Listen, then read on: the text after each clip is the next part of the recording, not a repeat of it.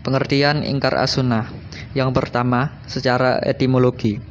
Arti kata ingkar secara etimologi diartikan menolak, tidak mengakui, dan tidak menerima sesuatu, baik lahir dan batin atau lisan dan hati. Sedangkan kata sunnah secara etimologi suatu perjalanan yang diikuti, baik perjalanan baik maupun buruk, juga dapat bermakna tradisi yang berkelanjutan. Yang kedua, secara terminologi, bahwa ingkar as-sunnah adalah paham atau pendapat perorangan atau kelompok yang menolak sunnah Nabi Muhammad SAW sebagai sumber dan landasan hukum Islam kedua setelah Al-Quran. Ingkar as-sunnah dibedakan menjadi dua, yaitu ingkar as-sunnah periode klasik dan ingkar as-sunnah periode modern. Ingkar as-sunnah zaman klasik. Pertanda munculnya ingkar sunnah sudah ada sejak zaman sahabat. Ketika Imran bin Husain sedang mengajarkan hadis, seseorang menyela untuk tidak perlu mengajarkannya, tetapi dengan mengerjakan Al-Quran saja sudah cukup. Menanggapi pernyataan tersebut, Imran menjelaskan bahwa kita tidak bisa membicarakan ibadah, sholat, dan zakat misalnya dengan segala syarat-syaratnya kecuali dengan petunjuk Rasulullah SAW. Mendengar penjelasan tersebut, orang itu menyadari kekeliruannya dan berterima kasih kepada Imran. Sikap penampikan atau pengingkaran terhadap sunnah Rasulullah SAW yang dilengkapi dengan argumen pengukuhan baru muncul pada penghujung abad kedua Hijriah, pada awal masa Abbasiyah. Pada masa ini bermunculan kelompok ingkar as-sunnah.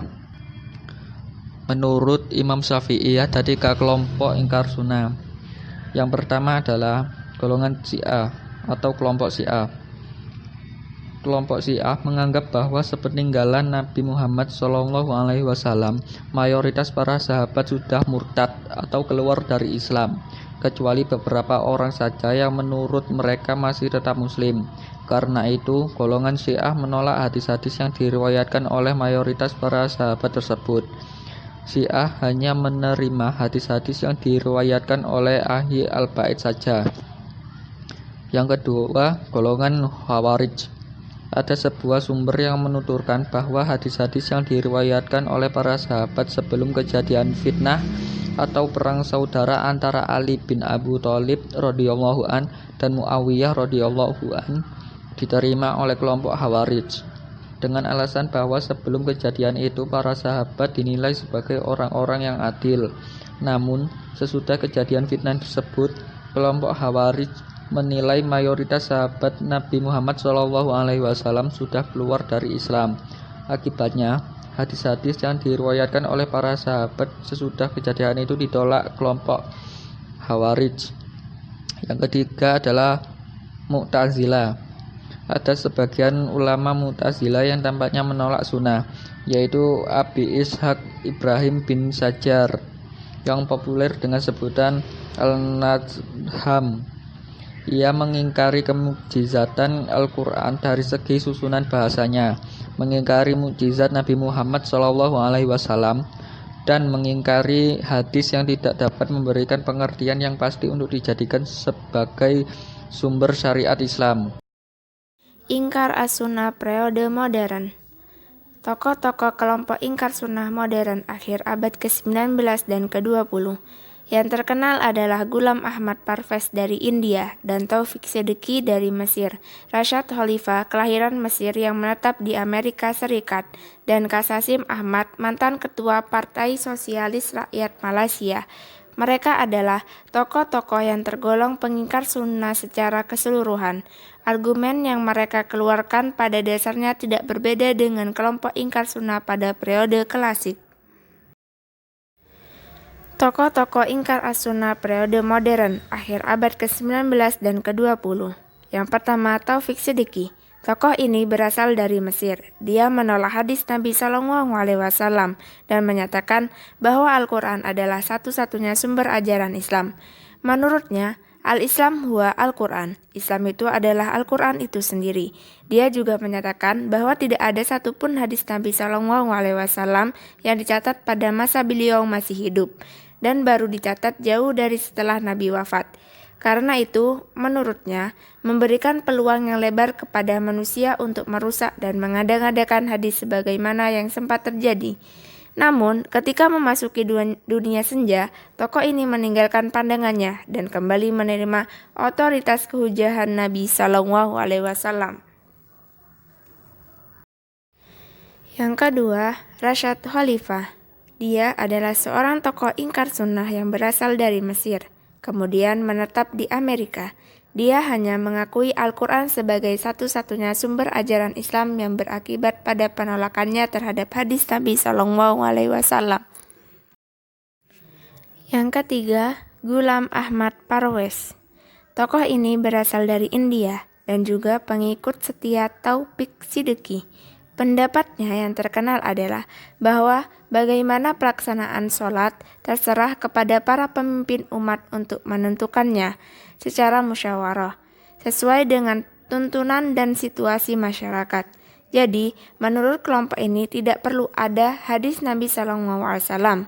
Anjuran taat kepada Rasulullah mereka pahami sebagai taat kepada sistem ide yang telah dipraktekkan oleh Nabi SAW. Bukan kepada sunnah secara harfiah, sebab kata mereka sunnah itu tidak kekal, yang kekal itu sistem yang terkandung di dalam ajaran Islam. Yang ketiga, Qasim Ahmad. Tokoh ini berasal dari Malaysia dan seorang pengagum Rashad Khalifah. Karena itu, pandangan-pandangannya pun tentang hadis Nabi Shallallahu Alaihi Wasallam sejalan dengan tokoh yang dia kagumi. Lewat bukunya, Hadis sebagai suatu penilaian semua, Qasim Ahmad menyeru umat Islam agar meninggalkan hadis Nabi Shallallahu Alaihi Wasallam. Karena menurut penilaiannya, hadis Nabi Shallallahu Alaihi Wasallam tersebut adalah ajaran-ajaran palsu yang dikaitkan dengan hadis Nabi Shallallahu Alaihi Wasallam. Lebih lanjut, dia mengatakan bahwa hadis Nabi Shallallahu Alaihi Wasallam merupakan sumber utama penyebab terjadinya perpecahan umat Islam. Kitab-kitab hadis yang terkenal seperti Kitab Sahih Bukhari dan Sahih Muslim adalah kitab-kitab yang menghimpun hadis-hadis yang berkualitas doif dan maudhu, dan juga hadis yang termuat dalam kitab-kitab tersebut banyak bertentangan dengan Al-Quran dan logika. Tokoh-tokoh ingkar sunnah asal Indonesia. Tokoh ingkar sunnah yang berasal dari Indonesia adalah yang pertama Abdurrahman, yang kedua Muh Irham, yang ketiga Sutarto, yang keempat Lukman Saad, yang kelima Ahmad Sutarto, dan yang keenam Nazwar Syamsu di Padang, Sumatera Barat, Dalimi Lubis dan Sanwani Pasar Rumput, Jakarta Selatan. Sekitar tahun 1983, tokoh-tokoh ini sempat meresahkan masyarakat dan menimbulkan banyak reaksi dikarenakan pandangan-pandangan mereka terhadap al-hadis. Untuk menanggulangi keresahan, maka keluarlah surat keputusan Jaksa Agung Nokep 1969 strip J.A. strip 1983 tertanggal 30 September 1983 yang berisi larangan terhadap aliran ingkar sunnah di seluruh wilayah Republik Indonesia. Hujjah ingkar as-sunnah sebagai suatu faham atau aliran ingkar as-sunnah klasik ataupun modern memiliki argumen-argumen yang dijadikan sebagai landasan pemikiran dalam mempertahankan faham mereka. Argumen yang mereka kemukakan terbagi menjadi dua. Yang pertama yaitu berdasarkan dalil nakli, yang kedua berdasarkan dalil akli. Dalil nakli atau dalil ayat-ayat Al-Quran dan hadis Nabi Muhammad. Jadi dalil nakli yang pertama yang mereka pakai adalah Al-Quran surah An-Nahl ayat 89. Berbunyi a'udzubillahi minasyaitonirrajim wa yauma nab'atsu fi kulli ummatin syahida alaihim min anfusihim wajidna bika syahidan ala haula wa nazzalna alaikal kitaba tibyanan likulli syai'in wa hudaw wa rahmah wa busyra lil muslimin.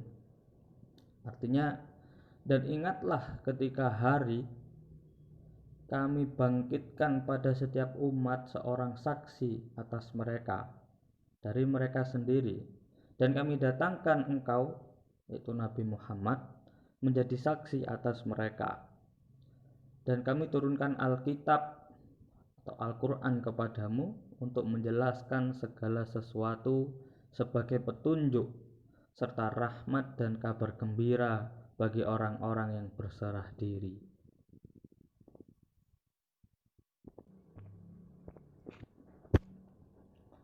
Dalil akli yang kedua yang mereka pakai adalah surah Al-An'am ayat 38.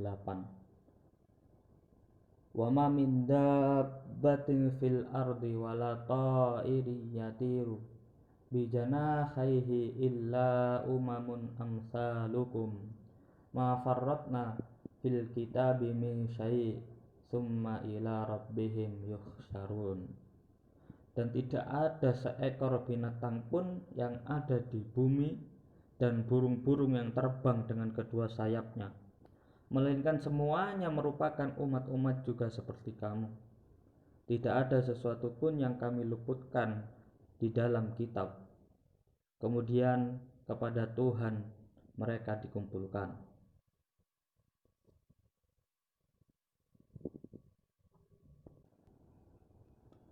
Menurut para pengingkar sunnah, kedua ayat tersebut menunjukkan bahwa Al-Quran telah mencakup segala sesuatu yang berkaitan dengan ketentuan agama. Maka dengan demikian tidak diperlukan adanya keterangan lain termasuk sunnah. Dari argumen-argumen yang dikemukakan di atas dapat difahami bahwa para pengingkar sunnah yang mengajukan argumen itu adalah orang-orang yang berpendapat bahwa Nabi Muhammad tidak berhak sama sekali untuk menjelaskan Al-Quran kepada umatnya. Nabi Muhammad SAW hanyalah bertugas untuk menerima wahyu dan menyampaikan wahyu itu kepada pengikutnya. Di luar tersebut, Nabi tidak mempunyai wewenang, karena dalam Al-Quran dinyatakan bahwa orang-orang yang beriman diperintahkan untuk patuh kepada Rasulullah. Hal itu menurut para pengingkar sunnah hanyalah berlaku tatkala Rasulullah SAW masih hidup, yakni tatkala jabatan sebagai ulil amri berada di tangan beliau. Setelah Nabi Muhammad SAW wafat, maka jabatan ulil amri berpindah kepada orang lain, dan karenanya kewajiban patuh orang-orang yang beriman kepada Nabi Muhammad menjadi gugur.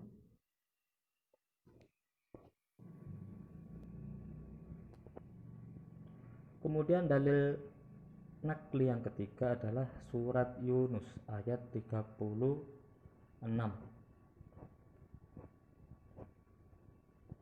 Wa ma yattabi'u aktsaruhum illa dhanna inna dhanna la yughni minal haqqi syai'a innallaha alimun bima yaf'alun. Dan kebanyakan mereka hanya mengikuti dugaan, sesungguhnya dugaan itu tidak sedikit pun berguna untuk melawan kebenaran. Sungguh Allah Maha mengetahui apa yang mereka kerjakan. Maka dengan menggunakan dalil ini, kelompok ingkar as-sunnah berkeyakinan bahwa kebenaran Al-Quran bersifat pasti, sedangkan sunnah bersifat dzanni, relatif. Maka jika terjadi kontradiksi antara keduanya, maka sunnah tidak dapat berdiri sendiri sebagai produk hukum yang baru. Hal ini didasarkan pada beberapa ayat dalam Al-Quran yang memerintahkan menjauhi dzanni, sehingga menurut anggapan kelompok ingkar as-sunnah bahwa sunnah itu seluruhnya adalah dzan, dan dzan ini tidak dapat dijadikan hujah dalam beragama. Hadis-hadis Nabi Shallallahu Alaihi Wasallam sampai kepada kita melalui satu proses periwayatan yang tidak terjamin luput dari kekeliruan, kesalahan, dan bahkan kedustaan terhadap Nabi Shallallahu Alaihi Wasallam. Oleh karena itu, nilai kebenarannya tidak meyakinkan atau zon. Karena status kezoniannya ini, maka hadis tersebut tidak dapat dijadikan sebagai penjelas atau mubayyin bagi Al-Quran yang diyakini kebenarannya secara mutlak. Dan yang keempat, mereka berpendapat bahwa Rasulullah pernah melarang para sahabat menulis sunnah.